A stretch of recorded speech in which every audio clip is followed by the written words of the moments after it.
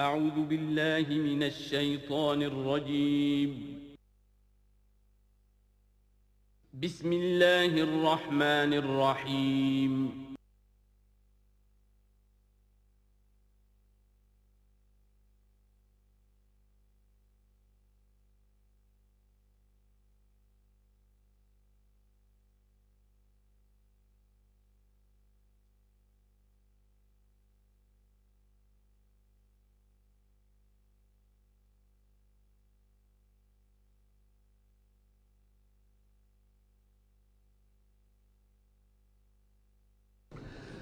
اعوذ باللہ من الشیطان الرجیم بسم اللہ الرحمن الرحیم۔ سورۃ النصر کے بارے میں اکثر لوگوں کا خیال یہ ہے کہ یہ مدنی ہے، میری ذاتی رائے یہ کہ یہ بھی مکی ہے، اس لیے کہ یہاں بھی اصول وہ ہے اذا جاء نصر اللہ والفتح، جب آ جائے مدد اللہ کی اور فتح۔ میں اس سورت کو جوڑتا ہوں سورۃ الانشراح ہی کے اس آخری حصے سے، فَإِذَا فَرَغْتَ فَانْصَبْ وَإِلَىٰ رَبِّكَ فَارْغَب۔ وہ تو مدنی تو نہیں ہے، وہ تو مکی صورت ہے، بڑے ابتدائی زمانے کی۔ یہ تو خبر دی جا رہی ہے کہ ایک وقت آئے گا، اور پیش کی خبر دی گئی محمد رسول اللہ صلی اللہ علیہ وسلم کو، ایک وقت آئے گا آپ اپنے مشن میں کامیاب ہو جائیں گے اور فارغ ہو جائیں گے۔ فَإِذَا فَرَغْتَ فَانْصَبْ وَإِلَىٰ رَبِّكَ فَارْغَب۔ اسی رنگ میں یہ بھی ہے اِذَا جَاءَ نَصْرُ اللَّهِ وَالْفَتْحُ، جب آ جائے مدد اللہ کی اور فتح۔ وَرَأَيْتَ النَّاسَ يَدْخُلُونَ فِي دِينِ اللَّهِ أَفْوَاجًا، اور آپ دیکھ لیں لوگوں کو داخل ہوتے ہوئے اللہ کے دین میں فوج در فوج۔ فَسَبِّحْ بِحَمْدِ رَبِّكَ وَاسْتَغْفِرْ، تو پھر اس وقت آپ ہمہ تن اپنے رب کے استغفار اور تحمید میں لگ جائیے گا۔ ابھی تو یہ مشقتیں جھیلنی ہیں، ابھی تو یہ رسالت کے فرائض، آگے بڑھ کر جو مدنی دور میں جنگیں آنی ہیں، جو سخت مراحل آنے ہیں، ابھی آپ کو یہ جھیلنے ہوں گے۔ اِنَّهُ كَانَ تَوَّابًا، یقیناً اللہ تعالیٰ بہت توبہ کو قبول فرمانے والا ہے۔ ان میں چونکہ قرآن مجید میں جو مختلف مصاحف ہیں اس میں جو چیز لکھا ہوتی ہے اوپر کہ یہ مکی ہے یہ مدنی ہے، تو لوگ سمجھتے ہیں شاید یہ کہ بالکل جو سمجھیے کہ طے شدہ چیزیں ہیں، حالانکہ کم صورتیں قرآن مجید کی جو بڑی بڑی صورتیں ان کے بارے میں تو تیقن کے ساتھ معلوم ہے، لیکن یہ کہ بعض جو چھوٹی صورتیں ان کے بارے میں بہت سے اقوال آپ کو تفسیر کی کتابوں میں مل جائیں گے۔ میں نے جتنی بھی بہرحال تحقیق کی ہے، میرے نزدیک یہ بھی مکی ہے، مدنی نہیں ہے، یہ بھی ایک خبر دی جا رہی ہے جیسے کہ سورہ انشراح میں۔ اس کی وجہ یہ کہ پھر آ رہی ہیں مکی صورتیں۔ بسم اللہ الرحمن الرحیم، تبت یدا ابی لہب وتب، بالکل ابتدائی زمانے کی صورت ہے۔ ٹوٹ گئے ہاتھ ابو لہب کے اور وہ برباد ہو گیا خود۔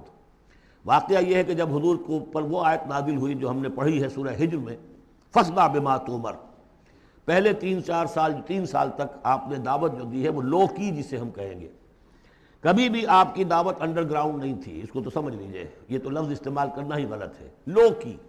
اور لو کی میں کیا تھا؟ پرسنل تعلق، پی پی کالز، لوگوں سے جن سے بھی تعلقات تھے، انفرادی گفتگو میں آپ اپنی دعوت پیش کر رہے تھے۔ پھر حکم آ گیا فاصدع بما تؤمر، اب ڈنکے کی چوٹ کہیے۔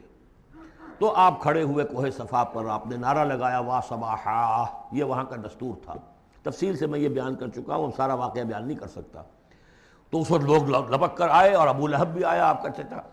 جب حضور نے وہاں اپنی دعوت پیش کی تو اس نے کہا تباً لک لہذا جمعتنا، ہم سمجھے تھے کوئی بڑی اہم بات تم نے بتانی ہوگی تو ہمیں بلایا ہے، ہم پہنچ گئے ہیں اور تم نے ہمیں اس کام کے لیے جمع کیا تھا، تو تمہارے ہاتھ ٹوٹ جائیں۔ معاذ اللہ ثم معاذ اللہ، نقل کفر نہ باشد۔ چونکہ حضور بنو ہاشم کو 2 دفعہ گھر بلا کر کھانا کھلا چکے تھے، تو اسے تو معلوم تھا یہ دعوت کیا تھی، لیکن یہ جو طریقہ آپ نے اختیار کیا تھا وہ تھا جیسا کہ وہاں پر عام الارم کے طور پر ہوتا تھا کہ کوئی فوج کی خبر آئے، کوئی فوج حملہ آور ہونے والی ہے، تو جس شخص کے پاس بھی وہ خبر پہنچ جاتی تھی وہ کپڑے اتار کے مادر ذات برہنہ ہو کر کسی اونچے مقام پر کھڑا ہو کر نعرہ مارتا تھا وا صباحا، ہائے وہ صبح جو آنے والی ہے، غارت گری والی صبح۔ تب لوگ سب دوڑتے تھے، جہاں تک آواز پہنچ گئی، جہاں تک نگاہ دیکھ رہی ہے کہ ننگا کھڑا ہوا ایک آدمی اونچائی کے اوپر، دوڑتے تھے لوگ کہ کیا خبر ہے اس کے پاس۔ حضور معاذ اللہ ننگے ہونے کا کوئی سوال نہیں تھا، لیکن آپ نے آدھی بات ان کی اختیار کر لی جس کے اندر کوئی قباحت نہیں ہے، کہ آپ کھڑے ہوئے اور آپ نے وا صباحا کا نعرہ لگایا۔ وہ صبح قیامت کی خبر دے رہے ہیں، وہ خبر دیتے تھے جو صبح ہوتی تھی غارت گری کی، دشمن آ کر حملہ کرے گا، لیکن وہ بھی تو صبح قیامت ہے۔ بات کوئی تو ہنسی کی نکلے، خندہ صبح قیامت ہی صحیح، صبح قیامت بھی تو ہے نا آخر۔ تو اس نے کہا آپ تمہارے ہاتھ ٹوٹ جائیں، تم نے اس کام کے لیے بلایا تھا۔ تو فرمایا تبت یدا ابی لہب وتب، اے نبی جیسے آپ کے دشمن جنہوں نے آپ کو کہا کہ اس کی تو دم ہی کٹ گئی، وہ ہوں گے جن کی دمیں کٹ جائیں گی، جن کا نام لیوا کوئی نہیں رہے گا۔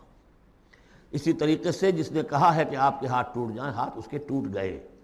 یہ تو چند سال کے بعد کی بات ہے، لیکن حقیقت میں عالم غیب میں تو اس کے ہاتھ کٹ چکے ہیں، وہ تب اور وہ برباد ہو چکا ہے۔ ما اغنی عنہ مالہ وما کسب، کچھ کام نہیں آئے گی اس کا، نہ اس کا یہ مال اور نہ وہ کمائی جو اس نے کی ہے ساری عمر اور جمع کیا ہے۔ سیصلیٰ نارا ذات لہب، وہ جھونکا جائے گا آگ میں جو بھڑکتی ہوئی آگ ہے۔ اور لہب کا لفظ جو ہے اس کے اپنے نام میں بھی شامل تھا، یہ صنعت لفظی کہلائے گی، ابو لہب، کیونکہ وہ بہت ہی سرخ و سفید رنگت کا، بہت جیسے کہ انگارے جیسا اس کا رنگ تھا، اور آنکھیں بھی بڑی بڑی تھی، نہایت حسین و جمیل انسان تھا، اور اس کی بیوی بھی جمیل تھی، بہت ہی خوبصورت عورت تھی، اور یہ دونوں جو ہے یہ سمجھیے کہ بڑی ایلیٹ کلاس تھی اس معاشرے کی، اس کے پاس منصب تھا، یہ خزانہ وزیر خزانہ تھا حرم کا۔ چنانچہ اس کے بارے میں مشہور تھا کہ اس میں سے اس نے سونے کے بنے ہوئے ہرن چرا لیے ہیں۔ اخلاقی طور پر اس کا جو ہے وہ بدنامی اس درجے کی تھی، لیکن یہ کہ حرم کا خزانہ جو تھا وہ اس کی تحویل میں تھا، تو بڑا اونچا منصب دار تھا۔ تو اس کے لیے یہ کہا کہ جیسے یہ دہکتا ہوا انگارہ ہے، اس کو رنگ ہم نے دیا ہے، ایسی ہی دہکتی ہوئی آگ میں ہم اس کو جھونکیں گے، وَامْرَأَتُهُ، اور اس کی بیوی کو بھی۔ کیوں؟ یہ بھی اتنی ہی دشمن تھی حضور کی جتنا کہ ابو لہب دشمن تھا حضور کا، بلکہ یہ کہنا مشکل ہے کہ بیوی زیادہ دشمن تھی یا یہ کہ یہ شوہر زیادہ دشمن تھا، دونوں۔ اور میں بتا چکا ہوں آپ کو سورہ تحریم میں جو 3 مثالیں آئی تھیں، بہترین عورت بدترین مرد کے گھر میں، فرعون کی بیوی آسیہ، بدترین عورتیں بہترین لوگوں کے گھر میں، بیوی حضرت نوح کی اور بیوی حضرت لوط کی، ایک وہ جو نیک سرشت تھی اور نبی کی گود میں پلی، وہ حضرت مریم سلام علیہا، اور یہ بدترین شوہر اور بدترین بیوی۔ وَامْرَأَتُهُ حَمَّالَةَ الْحَطَبِ، جو اٹھانے والی ہوگی ایندھن کو۔ عام طور پر لوگ سمجھتے ہیں کہ وہ بخیل تھی، وہ ایندھن لے کے آیا کرتی تھی، یہ بات نہیں تھی، وہ بڑی اس معاشرے کی جو ہے وہ بڑی، جس کو آپ فرسٹ لیڈی کہتے ہیں، اس طرح کی خاتون تھی۔ اصل مطلب یہ ہے کہ یہ اس وقت جو حرکتیں کر رہی ہے، یہ اپنے شوہر کے آگ کے گڑھے کو اور بھڑکانے کے لیے ایندھن لا رہی ہے۔ فی جیدہا حبل من مسد، اس کے گلے میں جو یہ ہار پڑا ہوا ہے موتیوں کا، حقیقت میں یہ اس رسی کے مانند ہے جس رسی کے اوپر یہ اب جائے گی آخرت کے اندر، تو وہ لا کر ایندھن اسے باندھ کر، اور جہاں شوہر جل رہا ہوگا وہاں پہ اس کو ڈالے گی اور دہکائے گی اس آگ کو۔ یہ ہے مراد اس سے کہ در حقیقت وہ اٹھائے گی وہاں حطب لکڑیاں، اور فی جیدہا حبل من مسد، اس کے گلے کے اندر یہ جو ہار ہے یہی اس کی رسی بن جائے گا۔ سورۃ الاخلاص قرآن حکیم کی عظیم ترین سورت، جس کو حضور نے فرمایا ثلث قرآن، تہائی قرآن کی مساوی ہے، توحید باری تعالیٰ پر جامع ترین سورت، مختصر ترین اور جامع ترین۔ قل هو اللہ احد، کہہ دیجئے وہ اللہ ایک ہے، نہیں تنہا ہے۔ ایک کے لیے لفظ واحد ہے، واحد سے تو اثنان ثلاثہ شروع ہو جاتی ہے، اکیلا، دی موسٹ یونیک پرسن۔ قل هو اللہ احد، تنہا ہے، اللہ الصمد، باقی تمام مخلوقات کا وہی مرجع ہے۔ صمد کہتے ہیں بڑی چٹان کو، جس کا سہارا لیتے تھے لڑنے کے وقت، کہ پیچھے چٹان اچھی ہو تاکہ پیچھے سے دشمن جو ہے حملہ نہ کر سکے۔ پھر یہی لفظ آ جاتا تھا سرداروں کے لیے کہ جن کی طرف رجوع کرتے تھے لوگ۔ تو یہ کہ اصل میں اللہ تو ہے خود بخود قائم ہے، اپنے بل پر قائم ہے، کسی نے بنایا نہیں اسے، اس کی حیات مستعار نہیں ہے، اس کی حیات اپنی، اس کا علم اپنا۔ باقی جو بھی کائنات کے اندر مخلوقات ہیں وہ سب اس کی بدولت ہے۔ لا یحیطون بشیء من علمہ الا بما شاء، ان کا وجود بھی اللہ کا عطا کردہ، انہیں حیات بھی مستعار ہے، مانگی ہوئی ہے، عمر دراز مانگ کے لائے تھے 4 دن، اور وہ مانگی ہوئی زندگی ہے، جب چاہے گا لے لے گا ہم سے، ہماری زندگی اپنی تو نہیں ہے، لیکن یہ کہ باقی تمام مخلوقات کو تھامے ہوئے ہے۔ اور یہ وہی ربط و تعلق ہے جو میں نے آپ کو بتایا تھا اسم اعظم، جو الحی القیوم، خود زندہ اور باقی سب کو تھامے ہوئے، کل کائنات اس کی توجہ کی وجہ سے قائم ہے۔ لم یلد ولم یولد، نہ اس نے جنا اور نہ وہ جنا گیا، نہ اس کے کوئی ماں باپ، نہ اس کی کوئی اولاد، نہ اس کی کوئی جوڑی، جورو اور بیوی، متخذ صاحبۃ ولا ولدا، یہ ہم پڑھ چکے ہیں قرآن۔ اس اعتبار سے نفی ہو گئی کہ کچھ لوگوں نے اس کے لیے بیٹیاں تجویز کر دیں، فرشتوں کو خدا کی بیٹیاں بنا دیا۔ کچھ لوگوں نے جو ہے اس کے لیے بیٹے بنا دیے، حضرت مسیح کو بنا دیا، اور حضرت عزیر علیہ السلام کو بنا دیا یہودیوں نے سب نے نہیں، کچھ ان کی فرقوں نے وغیرہ وغیرہ۔ لیکن یہ کہ اس کا معاملہ یونیک ہے، نہ اس نے کسی کو جنا نہ وہ کسی سے جنا گیا۔ وَلَمْ يَكُنْ لَهُ كُفُوًا أَحَدٌ، اور نہیں ہے اس کا کوئی بھی، اب کفو جو کہتے ہیں برابری کا، کسی حیثیت سے اس کے برابر، کفو، ہم پلہ، ضد، ند، مثل، مثال، مثیل، کوئی نہیں، کوئی اس کا ہم پلہ نہیں ہے، کوئی اس کا ہم رتبہ نہیں ہے، کوئی اس کا کفو نہیں ہے۔ آخری دو صورتیں یہ گویا کہ قرآن مجید کے اختتام پر دو پہرے دار ہیں۔ یہ دو صورتیں ہیں کہ جو اصل میں مدنی صورتیں ہیں، نازل ہوئی ہیں مدینہ منورہ میں، اور ان کا زمان نزول کے اعتبار سے شان نزول بھی ہے کہ ان کا حضور پر ایک مرتبہ جادو کیا گیا تھا، تو اس جادو کے اثرات کو زائل کرنے کے لیے یہ آیات پھر اتری ہیں، اور حضور نے پھر جب ان کی بات بار بار تلاوت کی ہے تو وہ جادو کے اثرات، ایک یہودی نے کیا تھا جادو آپ پر، جس سے آپ کو چیزیں بھول جاتے تھے، اور کافی آپ کو نہایت تکلیف رہی ہے۔ صحیح بخاری کے اندر یہ روایت موجود ہے۔ ہمارے جدید کچھ ریشنلسٹ ہیں اور جو خاص طور پر منکر حدیث ہیں، وہ سمجھتے ہیں کہ اس میں تو توہین رسول کی کہ جادو کا اثر ہو سکتا ہے۔ رسول بھی اس اعتبار سے بشر ہوتے تھے، تلوار کا اگر کاری زخم پڑا ہے تو خون نکلا ہے، اور خون نکل گیا ہے تو زوفتاری ہوا ہے، زوفتاری ہوا تو بے ہوشی بھی ہوئی ہے۔ یعنی یہ جسم جو ہے ان کا، اس کے اعتبار سے جو بھی بخار آپ کو چڑھا ہے، بخار میں تکلیف ہوئی ہے، عالم نزع میں نہایت شدید تکلیف ہوئی ہے، تو اس حوالے سے یہ نہ سمجھیے کہ وہ بشریت کے جو لوازم ہے وہ ختم ہو جاتے ہیں، لیکن اللہ تعالیٰ کی طرف سے انہیں ایک مقام ملا ہے، ایک عصمت ملی ہے، ایک بزرگی ہے، وہ اپنی جگہ پر ہے۔ تو جادو کا وہ واقعہ بالکل صحیح ہے جو ہوا ہے، لیکن اس کے لیے اب یہ دو صورتیں ہیں، اور یہاں خاص طور پر نوٹ کر لیجئے کہ یہ معوذتین، یہ ایک صورت بھی ہو سکتی تھی، لیکن قرآن حکیم میں جو عام مزاج ہے کہ صورتیں جوڑوں جوڑوں کی شکل میں ہیں، تو دو حصوں میں تقسیم کر دیا۔ اور اس کی تقسیم کیا ہے؟ ایک وہ چیزیں ہیں جو انسان پر باہر سے حملہ آور ہوتی ہیں، اور ایک چیز وہ ہے جو انسان کے اپنے اندر سے حملہ آور ہوتی ہے۔ ان دونوں کو دو علیحدہ چیزوں میں رکھ کر اور سکھایا گیا ہمیں کہ تم ہمیشہ اللہ کی پناہ طلب کرتے رہا کرو ان چیزوں کے اثرات سے، ان چیزوں کے اثرات بد سے اپنے آپ کو بچانے کے لیے۔ بسم اللہ الرحمن الرحیم، قل اعوذ برب الفلق، کہو کہ میں پناہ میں آ گیا صبح کے رب کی۔ فلق، فلق ویسے تو یہ لفظ ہم پڑھ چکے ہیں سورہ انعام میں، فالق الاصباح، رات کی تاریکی کا پردہ پھٹتا ہے اور سپیدہ سحر نمودار ہوتا ہے، یا گٹھلی، فالق الحب والنوائب، تو وہ جو گٹھلی ہوتی ہے وہ بھی پھٹتی ہے تو اس میں سے دو پتیاں نکلتی ہیں تو درخت بنتا ہے۔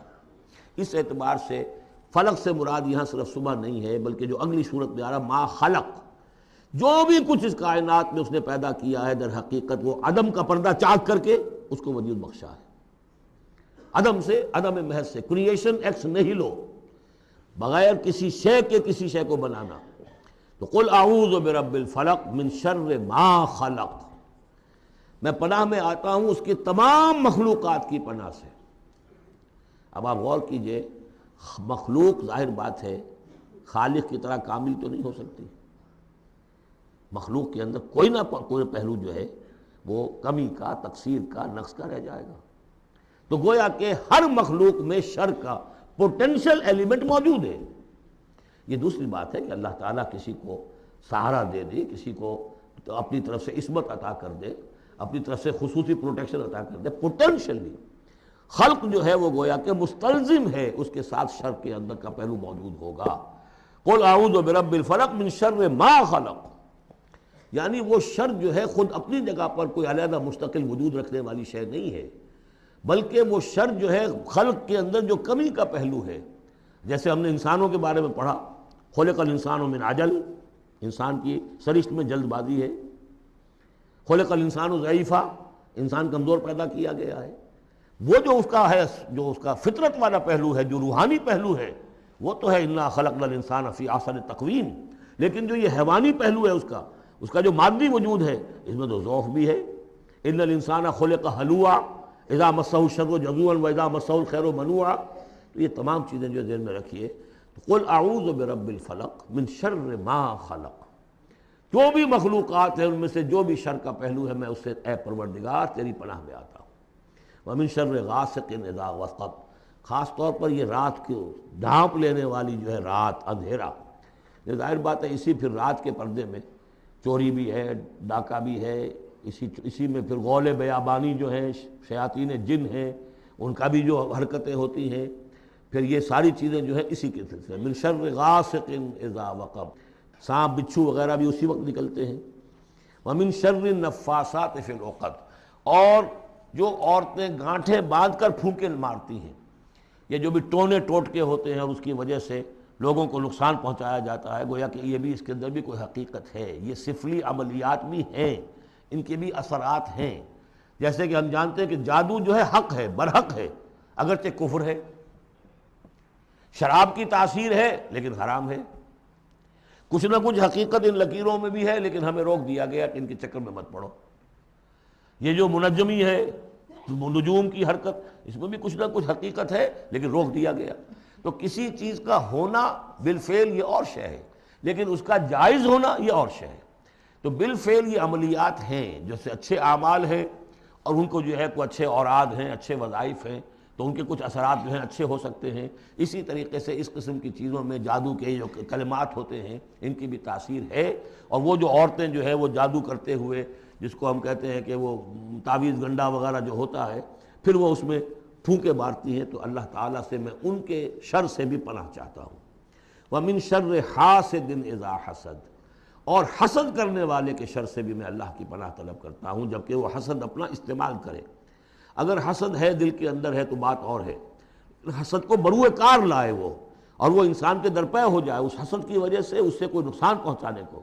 اور اسی کتاب ہے عین، العین حق، کہ اگر انسان اس حاسدانہ نگاہ سے کسی کو دیکھتا ہے اس کے بھی اثرات ہوتے ہیں، اور اس دیکھنے کے بھی کچھ برے اثرات جو ہیں وہ ظاہر ہو جاتے ہیں۔ تو یہ تمام چیزیں اپنی جگہ پر ہیں، لیکن ان سے پناہ کرنے کے لیے آپ لمبے چوڑے کوئی اور سلسلوں میں نہ پڑیں، یہی معوذتین اللہ نے جو محمد رسول اللہ کو تلقین فرمائے، سارا دار و مدار ان پر ہونا چاہیے۔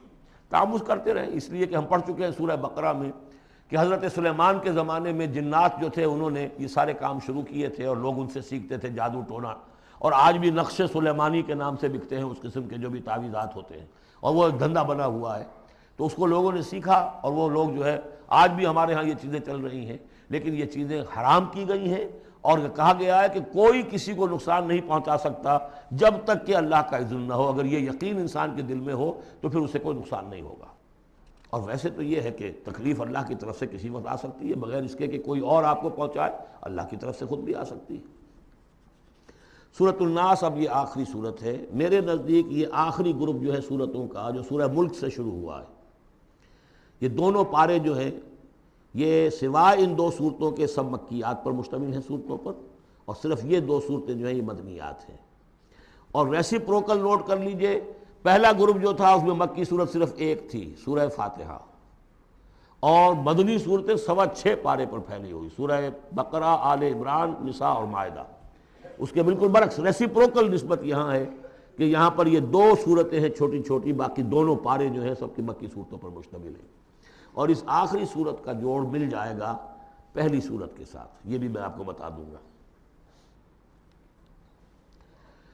بسم اللہ الرحمن الرحیم، قل اعوذ برب الناس، کہیے کہ میں پناہ میں آتا ہوں جو تمام انسانوں کا رب ہے اس کی پناہ میں۔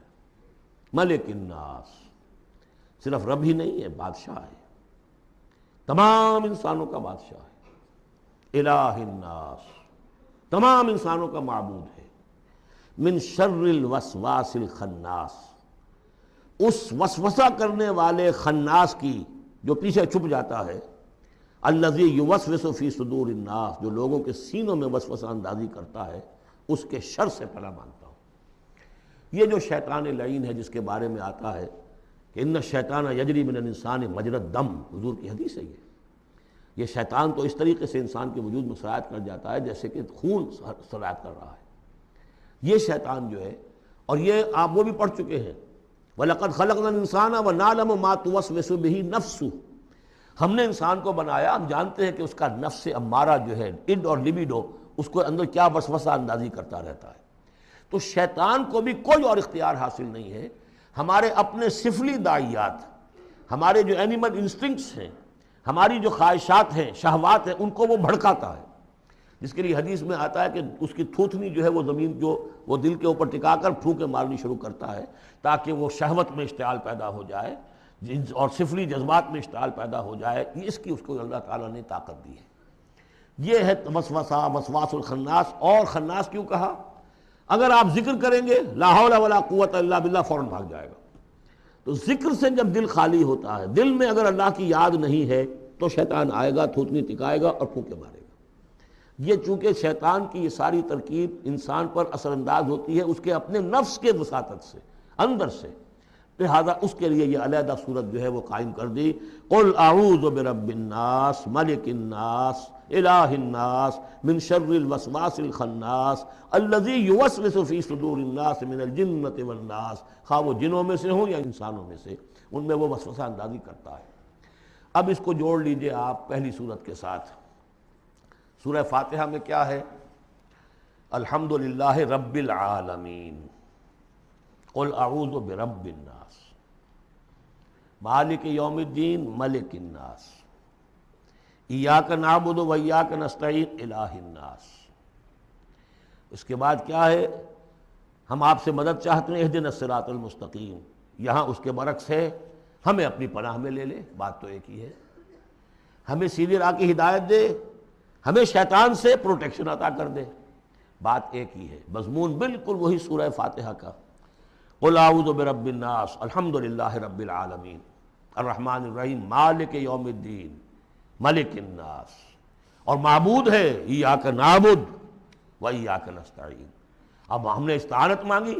اب استعانت، استعاذہ، یہ ایک ہی طرح کے الفاظ ہیں. مدد مانگنا، پناہ طلب کرنا، استغاثہ، استعانہ، استمداد، مدد مانگنا، استنصار، نصرت طلب کرنا. باب استفعال کے تمام الفاظ جمع کر دیجئے. تو عبادت، ہم عبادت کرتے ہیں تیری، ایاک نعبد، لیکن ہمیں استعانت، تیری مدد چاہیے اس کے لیے.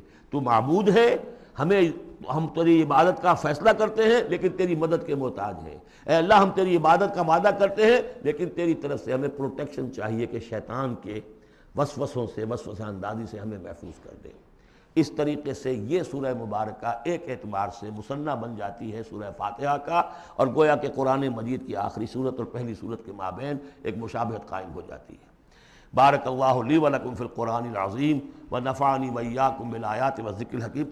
دعائے ختم قرآن ہے، میں اس کا ترجمہ آپ کو بتا دینا چاہتا ہوں تاکہ آپ جب وہ دعا سنیں گے تو پھر اس کا ترجمہ بھی آپ کے سامنے رہے. تو یہ اور بڑی اہمیت کے ساتھ اس دعا کو سمجھیے. اللہم آنس وحشتی فی قبری، اے اللہ میری قبر میں جو وحشت ہوگی تنہائی کی، اس وحشت کو دور کرنے کے لیے مجھے قرآن مجید کا انس عطا کر دے.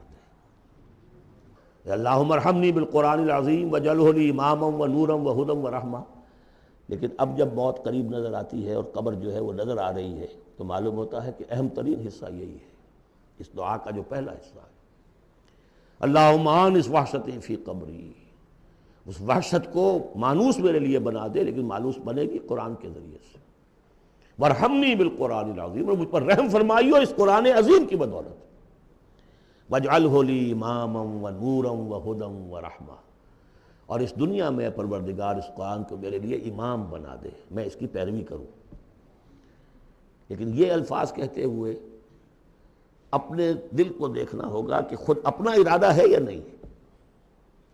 عزم ہو کہ ہاں اب قرآن کو اپنا امام بنانا ہے، اس کے پیچھے چلنا ہے، تب تو اللہ تعالیٰ سے دعا کرتے ہوئے بھی انسان جو ہے پھر اسے سجتی ہے یہ دعا. اور ایسا کوئی شعوری فیصلہ ہے ہی نہیں تو پھر یہ ایک روٹین ہے، بس آپ نے ایک الفاظ ہے جو زبان سے کہہ دیے ہیں. ذالک قولہم بافواہہم، اپنے منہ سے نکلنے والی باتیں اور کچھ نہیں. وجعلہ لی اماما ونورا، نور بنا دے، وہدن، ہدایت بنا دے، اور رحمت بنا دے. اللہم ذکرنی منہ ما نسیت، اے اللہ مجھے یاد کرا دے اس میں سے جو میں بھول جاؤں. وعلمنی منہ ما جہلت، اور جس چیز کو میں اس میں سے جانتا نہیں ہوں، اور ہم تو سب سے جاہل ہیں، کتنے فیصد لوگ ہیں جو جانتے ہیں قرآن میں ہے کیا. لیکن بہرحال دعا مانگیے کہ اللہ تعالیٰ ہمت دے، آپ قرآن سیکھیں، قرآن سیکھنے کے لیے عربی سیکھیں. علمنی منہ ما جہلت، لیکن یہ بھی اگر آپ کا اپنا ارادہ نہیں ہے کہ سیکھنا ہے تو اللہ تعالیٰ زبردستی تو آپ کے دل میں آ کے قرآن کا علم نہیں ڈال دے گا۔ قرآن کا علم تو بڑی قیمتی شے ہے، دنیا کا کوئی فن ہو، کوئی معمولی سا کوئی فن ہے، وہ بھی سیکھنا پڑتا ہے، محنت کرنی پڑتی ہے۔ جیسا کہ حضرت علی نے فرمایا، بڑے اونچے اشعار ہیں، یغوث البحر من طلب اللآلی، جو شخص بھی موتیوں کا طلبگار ہوتا ہے اسے سمندر میں غوطہ زنی کرنی پڑتی ہے۔ ومن طلب العلا سہر اللیالی، جو کسی بلند مقام تک پہنچنا چاہتا ہے زندگی میں، وہ راتوں کو جاگتا ہے، محنت کرتا ہے، پڑھتا ہے، جو بھی مشقت کرتا ہے۔ ومن طلب العلا من غیر قد، اور جو کوئی بلندی کا طلبگار بن جائے بغیر کوشش کے، اضاع العمر فی طلب المحالی، پھر وہ اپنی عمر ضائع کر بیٹھتا ہے ایک محال چیز کی طلب میں۔ وہ تو ہونے والی بات نہیں ہے، یہ دنیا اللہ نے بنائی ہے کہ محنت کرو۔ تو یہ دعا مانگتے ہوئے علمنی منہ ما جہلت، تو اپنا ارادہ کریں پختگی کے ساتھ۔ فرمایا وعلمنی منہ ما جہلت وارزقنی تلاوتہ، اور مجھے اے اللہ ہمت دے، نصیب فرمائیے کہ میں اس کو پڑھتا رہا کروں، آنا اللیل و آنا النہار، رات کے اوقات میں بھی اور دن کے اوقات میں بھی۔ وَاجْعَلْهُ لِي حُجَّةٌ یا رب العالمین، اور اے تمام جہانوں کے پروردگار، اس قرآن کو میرے حق میں دلیل بنا، میرے حق میں گواہ بنا، یعنی میرے خلاف نہ کر دیجو، اس لیے کہ حضور نے فرمایا ہے القرآن حجۃ لک او علیک، یہ قرآن یا تو دلیل ہے اور گواہ ہے تمہارے حق میں اور یا تمہارے خلاف۔ اگر قرآن کو پڑھو گے جیسے کہ پڑھنے کا حق ہے، سمجھو گے جیسے سمجھنے کا حق ہے، عمل کرو گے جیسے عمل کرنے کا حق ہے، اور اس کو دنیا تک پہنچاؤ گے جیسے کہ پہنچانے کا حق ہے، تو یہی قرآن تمہارا شافع بن کر کھڑا ہوگا، یہی تمہارے حق میں گواہی دے گا۔ اور جو کچھ ہم کر رہے ہیں اگر وہی ہم کرتے رہیں گے تو یہی قرآن سب سے بڑا ہمارے خلاف جو ہے استغاثہ لے کر آئے گا کہ اللہ یہ بدبخت کہتا تھا کہ یہ میں تیری کتاب ہوں، مجھے پڑھتا نہیں تھا، مانتا تھا میں تیرا کلام ہوں، سمجھتا نہیں تھا، یا سمجھتا بھی تھا عمل نہیں کرتا تھا۔ یہ سب سے بڑی دلیل ہمارے خلاف، القرآن حجۃ لک و علیک۔ اس قرآن حکیم کے ضمن میں ایک خاص دعا جو حضور سے منقول ہے، وہ دعا کیا ہے؟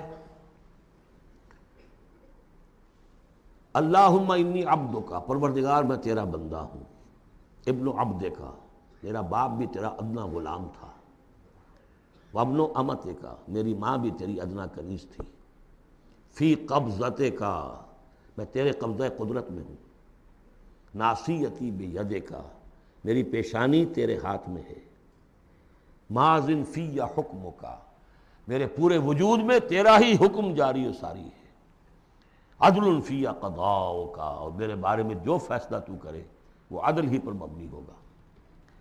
اسألک، میں تجھ سے سوال کرتا ہوں، بکل اسم ہوا لک، ہر اس نام کے حوالے سے جو تیرا ہے۔ قرآن میں بار بار ہم نے پڑھا فدعوہ بہا، للہ الاسماء الحسنی فدعوہ بہا، اللہ کے ناموں کے حوالے سے دعا کیا کرو۔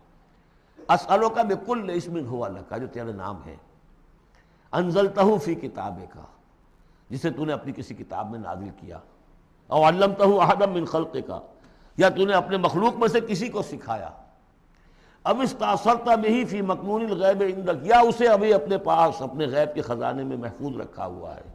سارے ناموں کا حوالہ دے کر اسألو کا کیا، ان تجعل القرآن ربیع قلبی، اس قرآن کو میرے دل کی بہار بنا دے، ونور صدری، میرے سینے کا نور بنا دے، وذہاب ہمی، اور میرے ہموم اور غموم کا، غموں کا اور جو بھی تفکرات ہیں ان کا دور کرنے والا، جلا حزنی، میرا کوئی غم ہو افسوس ہو اس کو بھی ختم کر دینے والی چیز، اس کا ذریعہ اس قرآن کو بنا دے۔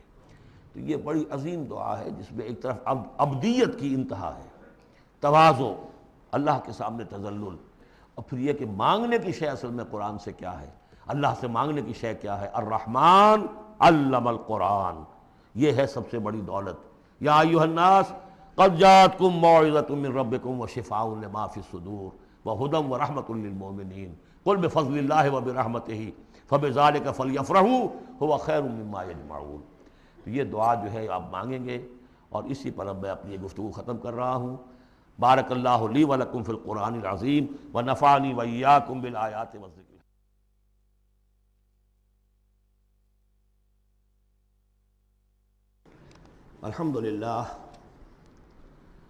الحمدللہ وکفی والصلاة والسلام علی عبادہ الذین اصطفیٰ،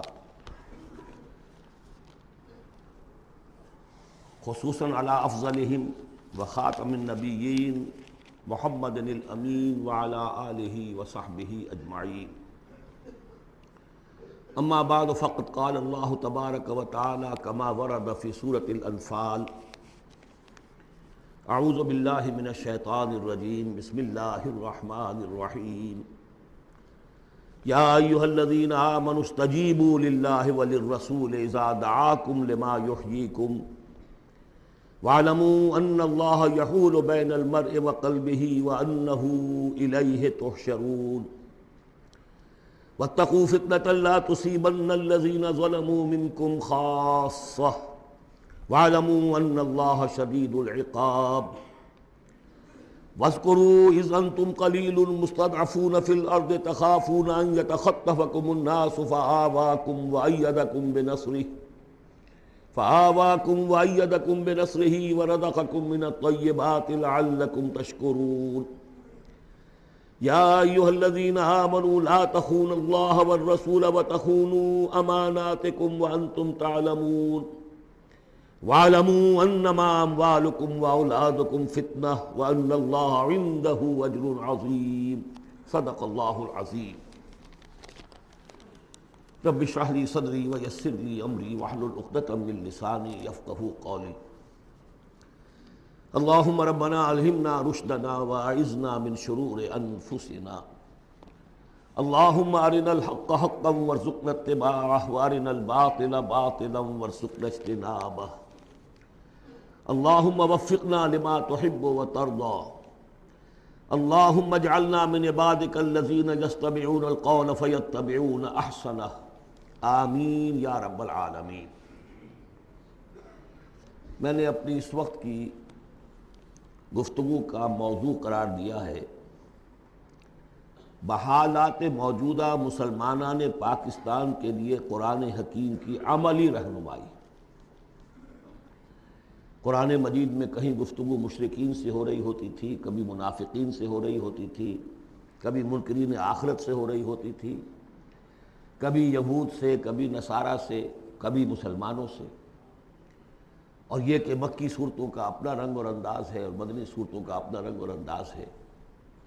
پھر اس میں احکام الہیہ بھی آئے ہیں، عبادات کے ضمن میں آئے ہیں، معاشرتی احکام آئے ہیں، آئلی قوانین آئے ہیں، سیاسی ہدایات آئی ہیں. اب جیسے تو یہ کہ زندگی کے ہر گوشے کے لیے اور ہر آنے والے دور کے لیے اس میں ہدایت ہے، لیکن اس وقت میں نے جو عنوان معین کیا ہے وہ دو اعتبارات سے بحالات موجودہ اور خاص طور پر مسلمانان پاکستان کے لیے قرآن حکیم کی عملی رہنمائی کیا ہے. لیکن یہ کہ قرآن مجید کی وہ رہنمائی کہ جو ابدی ہے، ہمیشہ کے لیے ہے، اساسی ہے، بنیادی ہے، جو زمان و مکان کی حدود سے ماورا ہے، میں چاہتا ہوں کہ پہلے اسے بھی چند نکات کی شکل میں اس کا خلاصہ آپ کے سامنے رکھ دوں. قرآن مجید کی وہ جو تعلیم ہے ابدی، ماورائے زمان و مکان، ہر دور، ہر ملک، ہر زمانے کے مسلمان کے لیے، وہ کیا ہے؟ پہلی بات یہ ہے کہ اللہ کا حق ادا کرے. اور اللہ کا حق کیا ہے؟ توحید.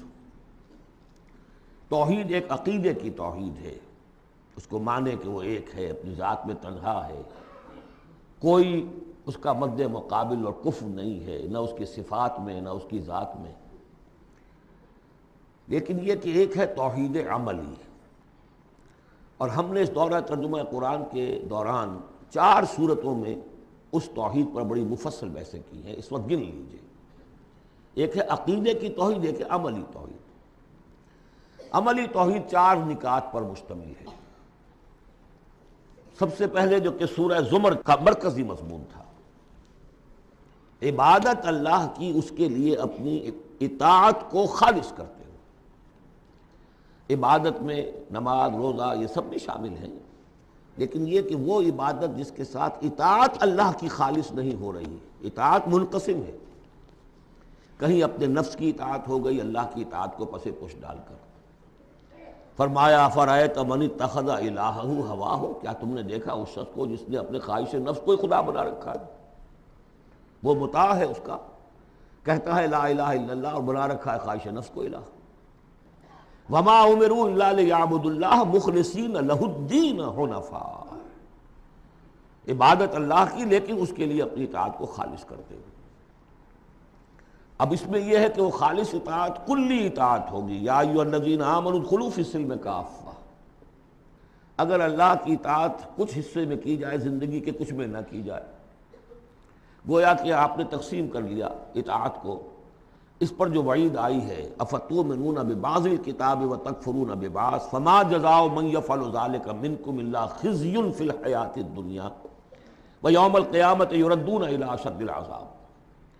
کیا تم ہماری کتاب اور شریعت کے ایک حصے کو مانتے اور ایک کو نہیں مانتے؟ تو جو کوئی بھی یہ روش اختیار کرے گا دنیا کی زندگی میں، اس کا اس کے سوا کوئی اس کی سزا نہیں ہے کہ دنیا میں تو ذلیل و خوار کر دیے جائے اور قیامت کے دن شدید ترین عذاب میں جھونک دیے جائے۔ تو یہ عبادت ہوگی مخلصین لہ الدین۔ اسی کا ایک اور پہلو ہے دعا، الدعاء مخ العبادہ، الدعاء هو العبادہ۔ سورہ مومن کا مرکزی مضمون وہ تھا فادعوا اللہ مخلصین لہ الدین، دعا تو کرو لیکن تم اطاعت بھی خالص اس کی کرتے ہو کہ نہیں؟ اگر وفاداری تمہاری اللہ کے ساتھ پوری نہیں تو کس منہ سے دعا کر رہے ہو؟ وہ حدیث میں سنا چکا ہوں کہ ایک شخص حج کے لیے پہنچ گیا ہے اور وہ پہنچا ہوا ہے جبل رحمت پر اور ہاتھ اٹھا کے دعائیں مانگ رہا ہے، یا رب یا رب، وَأَنَّىٰ يُسْتَجَابُ لِذَٰلِكَ، اس کی دعا کیسے قبول ہو؟ وَمَطْعَمُهُ حَرَامٌ وَمَلْبَسُهُ حَرَامٌ وَغُذِّيَ بِالْحَرَام، اس کا کھایا ہوا حرام کا ہے، پہنا ہوا حرام کا ہے، اس کا جسم حرام کی آمدنی سے اور اس کے کھانے پینے سے بنا ہوا ہے۔ تو دعا مخ العبادہ هو العبادہ، لیکن دعا بھی وہی کہ جو مخلصین لہ الدین، اس حال میں کی جا رہی ہو کہ بندے نے یکسو ہو کر اپنی کل اطاعت کو اللہ کے لیے بنا دیا۔ اس سے اگلا قدم ہوتا ہے ان فرد سے ایک دوسرے فرد کو دعوت، اب اسی کے داعی بن کر کھڑے ہو جاؤ، اب لوگوں کو بھی اسی کی دعوت دو، وہ بھی اللہ کی بندگی کریں مخلصین لہ الدین، وہ بھی اللہ کو پکاریں مخلصین لہ الدین۔ وَمَنْ أَحْسَنُ قَوْلًا مِّمَّنْ دَعَا إِلَى اللَّهِ وَعَمِلَ صَالِحًا وَقَالَ إِنَّنِي مِنَ الْمُسْلِمِينَ، یہ سورہ حامیم السجدہ کی مرکزی آیت ہے۔ چوتھا اور آخری مرحلہ یہ ہے کہ یہ کیسے ہوگی مخلصین لہ الدین کی پوزیشن، اگر جس ملک میں آپ رہ رہے ہیں وہاں قانون تو کسی اور کا چل رہا ہے، عدالتیں اس قانون پر فیصلے کر رہی ہیں، نظام جو ہے معاشی وہ کسی اور نظام پر چل رہا ہے، وہ سودی کاروبار ہو رہا ہے اور سودی لین دین ہو رہا ہے، پورا بزنس اس پر ہے، پوری انڈسٹری اسی پر ہے، پوری حکومت اس پر ہے، تو ہم بھی تو اسی کے فرد ہیں نا، شہری ہیں اسی ملک کے، اسی ریاست کے، اسی معاشرے میں رہتے ہیں۔ تو یہ مقصد تو اسی وقت پورا ہوگا جب کہ پورے نظام زندگی پر اللہ کی اطاعت کا سکہ قائم ہو جائے۔ اس کا نام ہے اقامت الدین۔ چنانچہ سورہ شورى پھر چوتھے نمبر پر جو آئی اس کا مرکزی مضمون کیا تھا؟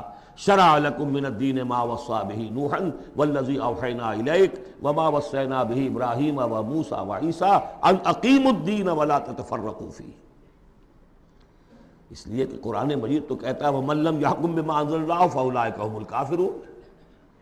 ہماری عدالتوں میں فیصلے اللہ کے قانون کے مطابق تو نہیں ہو رہے، تو فیصلے کرانے والے، فیصلے کرنے والے، فیصلے ماننے والے، فیصلے ایگزیکیوٹ کرنے والے، فیصلوں کی تنفیذ کرنے والے، وہ سب کیا ہوئے؟ وَمَن لَّمْ يَحْكُم بِمَا أَنزَلَ اللَّهُ فَأُولَٰئِكَ هُمُ الظَّالِمُونَ، وہی تو مشرک ہیں۔ وَمَن لَّمْ يَحْكُم بِمَا أَنزَلَ اللَّهُ فَأُولَٰئِكَ هُمُ الْفَاسِقُونَ، وہی تو باغی ہیں ہمارے۔ تو مطلب یہ ہے کہ اس صورتحال سے نکلنے کی صرف ایک شکل ہے، دین کو قائم کرنے کی جد و جہد، ہمہ تن ہمہ وقت، اس نظام باطل کو ریکنسائل نہ کیا جائے اس سے ذہناً قلباً۔ live under it if you have to live it but under protest۔ اگر کوئی اور راستہ نہیں ہے under protest رہے کہ میں نے اس نظام کو قبول نہیں کیا، میں اسے تسلیم نہیں کرتا، میں اس سے استفادہ کروں گا جو کم سے کم ہے میرے بقا کے لیے، اور اپنی ساری توانائی، اپنی ساری قوت، اپنی ساری طاقت، اپنی ساری صلاحیت، اپنے سارے وسائل اور ذرائع اس نظام کو بے خبن سے اکھیڑ کر اس کی جگہ پر اللہ کا دیا ہوا نظام قائم کرنے کے لیے وقف کرنا۔ اس کے علاوہ کوئی شکل نہیں ہے اسی کے نام ہے تکبیر رب، رب کو بڑا کرو، وَرَبَّكَ فَكَبِّرْ۔ اسی کا مطلب ہے، اسی لیے حضور بھیجے گئے، هُوَ الَّذِي أَرْسَلَ رَسُولَهُ بِالْهُدَىٰ وَدِينِ الْحَقِّ لِيُظْهِرَهُ عَلَى الدِّينِ كُلِّهِ۔ اسی کے لیے آیا قَاتِلُوهُمْ حَتَّىٰ لَا تَكُونَ فِتْنَةٌ وَيَكُونَ الدِّينُ كُلُّهُ لِلَّهِ۔ یہ تمام اصطلاحات ہیں، عباراتنا شتیٰ وحسنک واحد، مطلب کیا ہے؟ دین کو قائم کرو، دین کے مکمل نظام کو برپا کرو، تاکہ زندگی اپنے تمام ایسپیکٹس، اپنے تمام پہلوؤں سمیت انفرادی اور اجتماعی زندگی کے تمام گوشے اللہ کی اطاعت کے اندر آ جائے۔ اس کے بغیر اللہ کا حق ادا نہیں ہو سکتا۔ پہلا کام ہے اللہ کا حق ادا کرنا، اسی لیے فرمایا وما خلقت الجن والانس الا لیعبدون، لیکن اس عبادت کے یہ لوازم ہیں، فاعبدوہ مخلصین لہ الدین، فادعوہ مخلصین لہ الدین۔ اسی کی دعوت دوسروں کو دو، ادعو الی سبیل ربک بالحکمت والموعظۃ الحسنۃ وجادلہم باللتی احسن، اور اللہ کے دین کو بتمام و کمال قائم کرنے کے لیے تن من دھن لگا دو۔ اب آئیے اللہ کے بعد دوسرا حق ہم پر ہے رسول کا صلی اللہ علیہ وسلم، جن کی بدولت ہمیں یہ ہدایت نصیب ہوئی، ہمارے ماں باپ کو ان کے ماں باپ سے ملی، ان کو ان کے ماں باپ سے ملی۔ اس میں حضور صلی اللہ علیہ وسلم کی محنتیں ہیں، آپ کے صحابہ کی، محمد رسول اللہ والذین معہ کیسی کیسی مشقتیں جھیلی ہیں، تب یہ دین پھیلا تھا اور تب یہ دین غالب ہوا تھا۔ ان کا کیا حق ہے ہمارے اوپر؟ ویسے میں ساری حقوق تو یہاں بیان نہیں کر سکتا، لیکن ایک بات جان لیجئے کہ چونکہ محمد صلی اللہ علیہ وسلم بھیجے گئے تمام دنیا کے لیے اور قیامت تک کے لیے انسانوں کے لیے رسول، 5 مرتبہ آیا ہے، جن میں سب سے نمایاں آیت یہ 2 آیتیں تو اکثر لوگوں کو یاد ہوں گی، وَمَا أَرْسَلْنَاكَ إِلَّا رَحْمَةً لِّلْعَالَمِينَ وَمَا أَرْسَلْنَاكَ إِلَّا كَافَّةً لِّلنَّاسِ بَشِيرًا وَنَذِيرًا۔ اب نبی صلی اللہ علیہ وسلم نے بنفس نفیس اپنی رسالت کے فرائض ملک عرب اور قوم عرب کی حد تک تو پورے کر دیے، باقی دنیا کے لیے اس وقت بھی اور آنے والے ہر انسان کے لیے یہ فریضہ رسالت امت کے کندھے پر ڈال گئے، جبکہ آخری حج میں گواہی لے کر الا هل بلغت، اور جواب مل گیا انا نشهد انک قد بلغت وادیت ونصحت، اور اس کے بعد آپ نے فرمایا اب یہ بوجھ میرے کندھے سے تمہارے کندھے پر آ گیا۔ تو اگر ہم امتی ہیں تو مقروض ہیں محمد کے صلی اللہ علیہ وسلم، اگر یہ خواہش ہے کہ ان کی شفاعت ملے تو ان کا حق ادا کرنا ہوگا۔ وَكَذَلِكَ جَعَلْنَاكُمْ أُمَّةً وَسَطًا لِتَكُونُوا شُهَدَاءَ عَلَى النَّاسِ وَيَكُونَ الرَّسُولُ عَلَيْكُمْ شَهِيدًا۔ اس کے کم سے کم 2 تقاضے۔ پہلا تقاضا تو یہ قرآن کی تبلیغ کر دینا ایک ایک فرد نوع بشر کو اس امت کے ذمے ہے۔ اگر قرآن پہنچایا نہیں تو محمد کی رسالت کا پیغام ان تک نہیں پہنچا، امت کیا جواب دے گی قیامت کے دن؟ اے اللہ، ان کے حوالے تھا کام، یہ قرآن کے کسٹوڈینز تھے۔ حضور نے فرمایا تھا فَلْيُبَلِّغِ شَاهِدُ الْغَائِبَ، میں تمہیں قرآن دے کر جا رہا ہوں، قَدْ تَرَكْتُ فِيكُم مَّا إِنْ اعْتَصَمْتُم بِهِ لَن تَضِلُّوا أَبَدًا، اب پہنچاؤ اسے۔ تو ایک تو ہے قرآن کا پہنچانا، اور دیکھیے وہ یاد کر لیجیے سورہ نام کی آیت اوحی الی ھذا القرآن لانذرکم بہ ومن بلغ، یہ قرآن مجھ پر وحی کیا گیا تاکہ تمہیں بھی خبردار کر دوں، اور جن تک یہ قرآن پہنچ جائے اس تک گویا کہ میرا انذار پہنچ جائے گا، لیکن پہنچائے گا کون؟ میرا امت ہی پہنچائے گا۔ نمبر 2، یہ جو پہنچانے کا اور یہ جو حضور کا قرض ہم پر ہے، ہمارے کندھے پر، اجتماعی سطح پر اس کا کم سے کم تقاضا یہ ہے کہ دنیا کے کسی ایک سائزیبل ملک میں وہ پورا نظام قائم کر کے دکھا دیا جائے عملاً، تاکہ دنیا دیکھ لے کہ یہ کوئی یوٹوپیا نہیں ہے، یہ خیالی جنت نہیں ہے، دیکھ لے کہ اس کی برکات کیا ہے، دیکھ لے کہ کس طرح کا معاشرہ وجود میں آتا ہے، کیسا معاشی انصاف ہوتا ہے، کیسی حریت کا جو ہے یہاں پر مظاہرہ ہے، مادر پدر آزادی نہیں لیکن حریت ہے، وہ کمیونزم والی مساوات نہیں لیکن سب کی تمام بنیادی ضرورتوں کی کفالت کی ذمہ داری ہے۔ حضرت عمر نے فرمایا کہ اگر کوئی کتا بھی بھوکا مر گیا دجلہ و فرات کے کنارے تو عمر ذمہ دار ہوگا۔ وہ ساری خوبیاں جن کے لیے کہ انسان دوڑ رہا ہے، بھاگ رہا ہے، کبھی مشرق کبھی مغرب، کبھی فرینچ ریولوشن کبھی بولشوک ریولوشن، یہ سب کاہے کے لیے؟ In search of a just social order. ظلم سے، ایکسپلائٹیشن سے بچ کر کسی طریقے سے کوئی نظام ایسا ہو کہ جس میں عدل ہو، انصاف ہو، ایکویٹیبل ڈسٹریبیوشن آف ویلتھ ہو. جب تک ہم اس کو قائم کر کے نہیں دکھا دیں گے، ہم یہ نہیں کہہ سکیں گے کہ ہم نے اللہ کے نبی کا حق ادا کر دیا. دنیا کہے گی یہ کہتے ضرور ہے ہمارے پاس اعلیٰ نظام ہے، اگر واقعتاً سمجھتے تو قائم نہ کرتے اپنے ہم، تو ہماری کیفیت جو ہے وہ ہمارے اس قول کی نفی کر دے گی.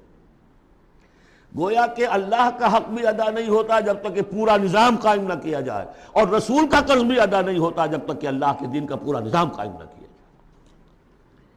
اب آئیے تیسرا حق ہے بندوں کا، حقوق العباد، جس کے بارے میں کہا گیا کہ اللہ تعالیٰ اپنے حقوق میں تو کوئی کمی برداشت بھی کر لے گا، معاف بھی کر دے گا، لیکن بندوں کے نہیں. بندوں کا حق کیا ہے؟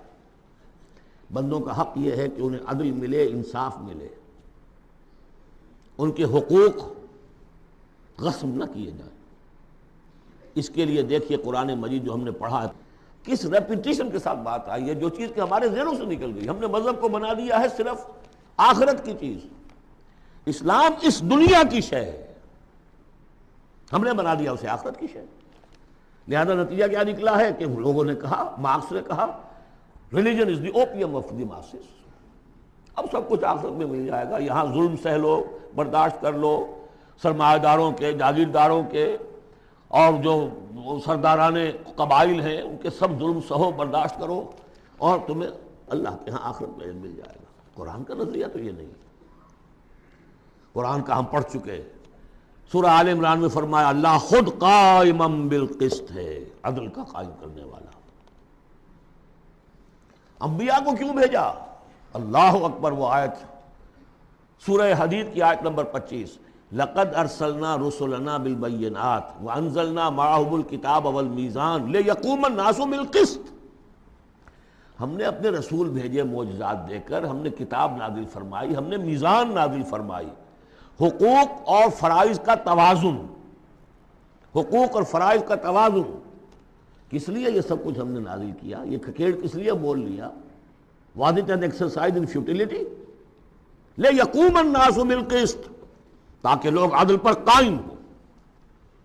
اور ہم نے لوہا بھی اتارا ہے جس میں جنگ کی صلاحیت ہے، جو لوگ ظلم چھوڑنے پر آمادہ نہ ہو، لوہے کی طاقت سے ان کے سر چلے جائیں، تاکہ اللہ دیکھ لے کہ میرے کون سے بندے ہیں جو میرے وفادار ہیں، میرے نظام عدل قسط کو قائم کرنے کے لیے تن من دھن لگاتے ہیں، جانے دینے کو تیار ہیں. آیت نمبر 25 سورہ حدید کی. نظام عدل و قسط، انزال کتب، ارسال رسل، ان سب کا تھیم کیا ہے؟ یہاں عدل اور انصاف قائم کرنا. حضور سے کہہ دیا گیا، یہ سورہ شورا کی آیت یاد کر دیجیے، آیت نمبر 15، کہہ دیجئے وَأُمِرْتُ لِأَعْدِلَ بَيْنَكُمْ، دیکھو میں تمہارے مابین عدل قائم کرنے آیا ہوں. مسلمانوں سے کہا گیا سورہ نساء میں یا ایھا الذین آمنوا کونوا قوامین بالقسط شہداء للہ، اہل ایمان عدل کو، قسط کو قائم کرنے والے بن کر کھڑے ہو جاؤ پوری طاقت کے ساتھ، اور اللہ کی گواہی دو، اس لیے کہ اللہ جو ہے وہ خود قائم بالقسط ہے. اس کی گواہی اسی طرح ہوگی کہ تم اس کے نظام عدل و قسط کو قائم کرو. یہی مضمون پھر دوہرا کر سورہ مائدہ میں آ گیا یا ایھا الذین آمنوا کونوا قوامین للہ شہداء بالقسط، کھڑے ہو جاؤ اللہ کے لیے. لیکن اللہ کے لیے کھڑا ہونا کیا ہے؟ اللہ کو کھانا دینا ہے، روٹی دینی ہے، کیا دینا ہے؟ اللہ کے لیے کھڑے ہو جانے کا مطلب ہے اس کے دیے ہوئے نظام عدل و قسط کو قائم کرو. یہ ہے دین جس کا یہ پہلو جو ہے سرے سے نگاہوں سے اوجھل ہے. انسانوں کا حق ہے ان کو ظلم سے نجات دلائی جائے. حضور کی اپنی شان تھی یضع عنہم اسرہم والاغلال اللاتی کانت علیہم، آ کے آپ نے دنیا کو وہ جو طوق ان کے گردنوں میں پڑے ہوئے تھے، بادشاہوں کی غلامی کے طوق، ان سے نجات دلائی ہے. سرمایہ داروں کی غلامی کے طوق، اس سے نجات دلائی. سود کی جڑ کاٹ کر سرمایہ داری کی جڑ کاٹ دی، اور بادشاہت کی جڑ کاٹ کر برابر، تم سب کے سب برابر ہو، بادشاہ صرف ایک وہ ہے. سروری زیبا فقط اس ذات بے ہمتا کو ہے، حکمراں ہے ایک وہی باقی بتانے آدری. یا ایھا الناس کونوا عباد اللہ اخوانا، سب کے سب اللہ کے بندے بن جاؤ، تم میں سے کوئی آقا نہیں ہے، سب کے سب بندے بن جاؤ، آپس میں بھائی بھائی بن جاؤ. اور اس کی آخری بات آپ کو بتاؤں گا، سعد بن ابی وقاص رضی اللہ تعالیٰ عنہ، جب مسلمانوں نے حملہ کیا ایران پر تو رستم سپہ سالار افواج جو تھا ایران کا، اس نے یہ سوال کروایا کہ آپ ہم پر کیوں چڑھ دوڑے ہیں؟ پہلے بھی آپ عرب لوگ تھے، بدوی بدو لوگ تھے، کبھی کبھی لوٹ مار کر کے لے جایا کرتے تھے، آتے تھے لوٹ مار کیا اور چلے گئے، یہ اس دفعہ ہماری جان نہیں چھوڑ رہے ہو، کیا وجہ ہے؟ سعد ابن ابی وقاص رضی اللہ تعالیٰ عنہ غالباً رشتے میں حضور کے ماموں لگتے ہیں، اور صحابی اتنے درجے کے ہیں، عشرہ مبشرہ میں سے ہیں، اور ایک ہی صحابی ہے حضور کا جس کے لیے حضور نے کہا ہے کہ تم پر میرے ماں باپ قربان۔ غزوہ احد میں جب حضور پر نرغہ ہوا ہے اور ہر طرف سے دشمن نے حملہ کیا ہے، یہ 7 تیر چلا رہے تھے اور روک رہے تھے دشمنوں کو، اس وقت حضور نے فرمایا ہے 7 تیر چلائے جاؤ، تم پر میرے ماں باپ قربان۔ یہ شان ہے ان کی۔ ان کا جواب یہ تھا کہ اس مرتبہ ہم خود نہیں آئے، لوٹ مار کرنے نہیں آئے، انا قد ارسلنا، اب تو ہمیں بھیجا گیا، we are on a mission, اللہ نے بھیجا اپنے رسول کو، اللہ کے رسول نے بھیجا ہمیں۔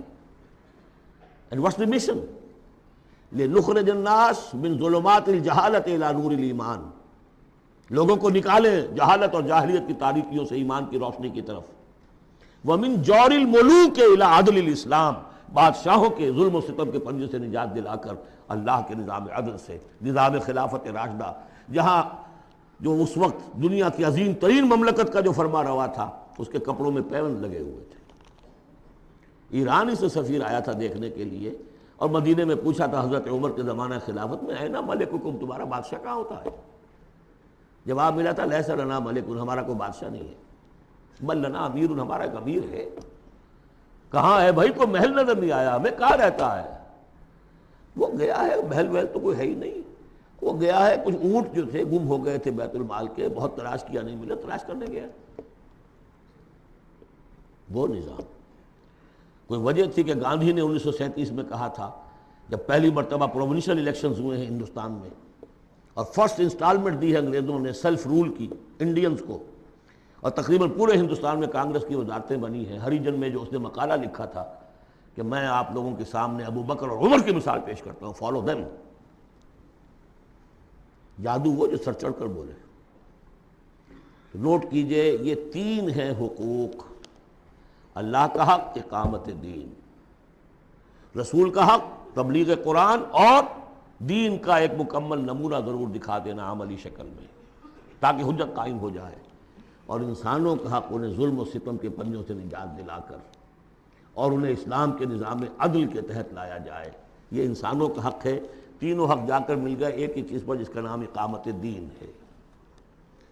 یہ چیزیں میں نے کہی ہیں، یہ ہیں دائمی ابدی۔ ایک مسلمان اکیلا بھی کہی ہے، اس کو بھی سمجھنا چاہیے میری ذمہ داریاں ہیں۔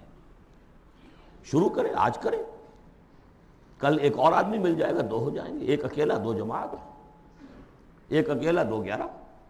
نہیں کامیاب ہوتا کوئی بات نہیں، فرض تو وہ ہے کہ ادا کرنا ہے۔ کامیابی ناکامی 950 برس تک حضرت نوح دعوت دیتے رہے، ناکام رہے اس معنی میں، ویسے تو کامیاب وہی ہوئے، باقی قوم جو ہے ہلاک ہو گئی، لیکن اس معنی میں تو ناکام رہے، کوئی پرواہ نہیں۔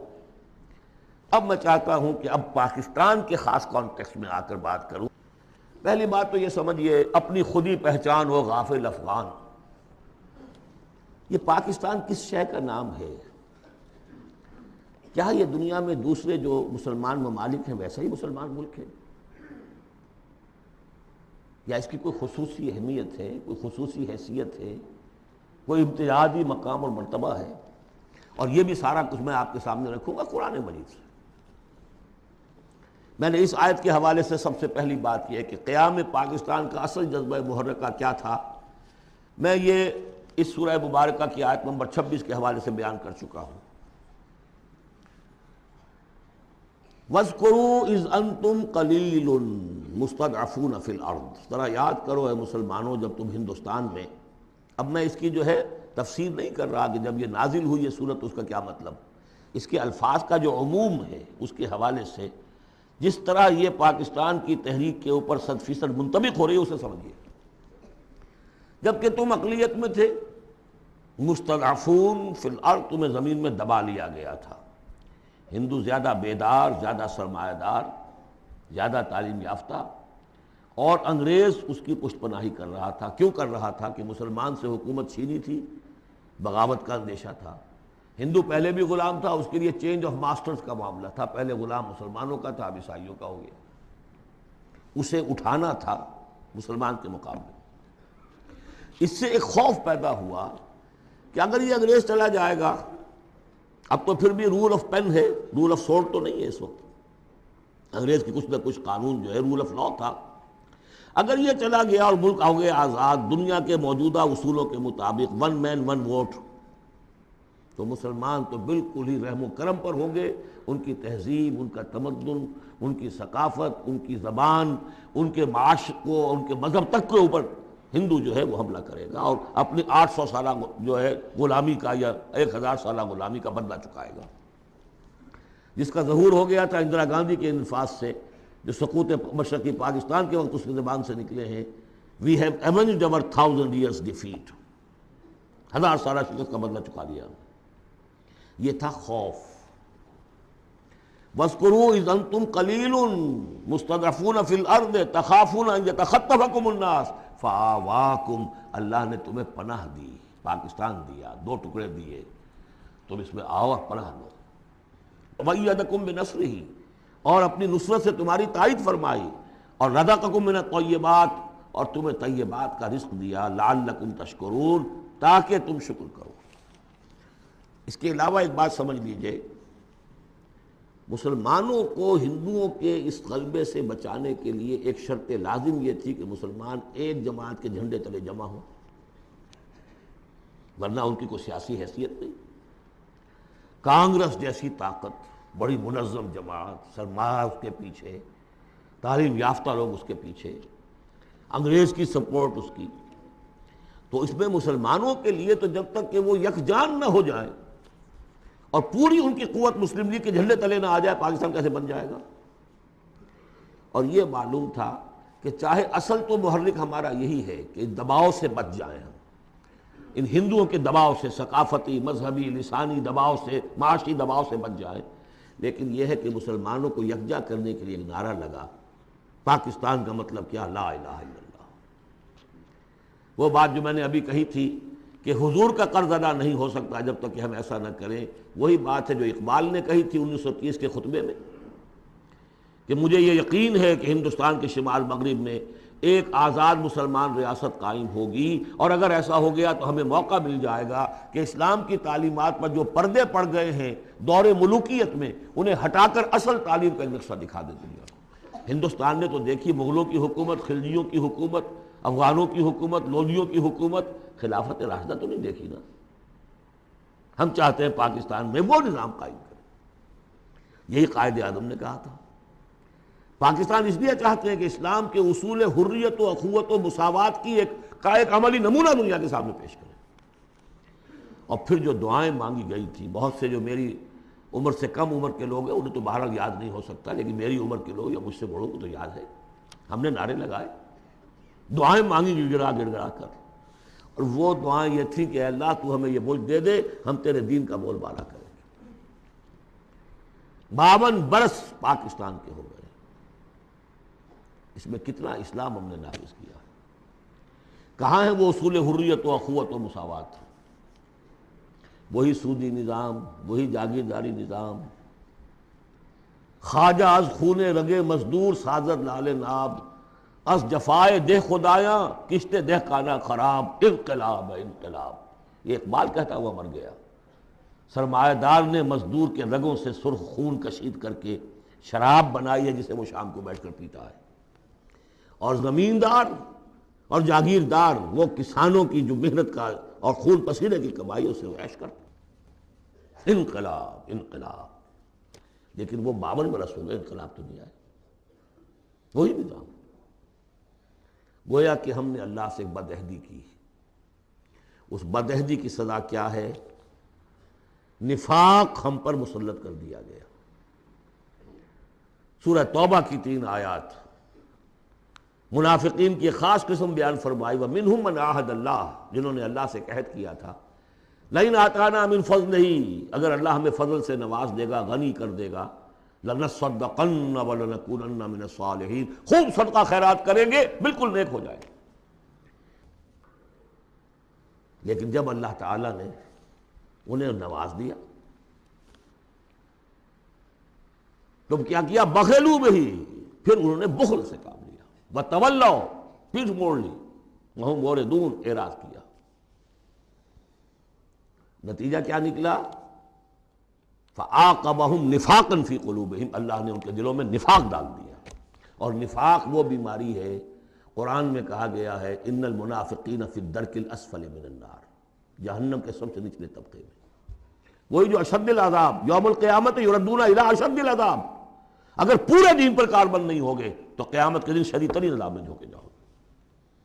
ان المنافقین فی الدرک الاسفل من النار، اور منافقین کے بارے میں ہم نے سورہ توبہ میں بھی آیت پڑھ لی، سورہ منافقون میں بھی پڑھ لی۔